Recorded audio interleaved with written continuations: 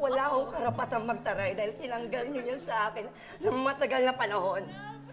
Anak ako ni Papa, pero kayong nakikinabang sa kayamanan niya. Sino ang nagmana ng kwek-kwekan doon sa tumasmura to? Kayo, di ba? Yung meron! Yung vulcanizing shop sa Kamuning, di ba ikaw? Ikaw ang kumuha nun, walang natira sa akin. Hindi ko yung ginusto! Hindi mo ginusto, pero tinanggap mo. Konting laundry shop na nga lang. Halika na sa amin! Don't touch me! Wag na, Bessie, wag na! Hindi kailangan! Hindi kailangan. Gusto mo streetin kita? Anong hindi kailangan? Sandali lang. Papa! Papa! Pwede.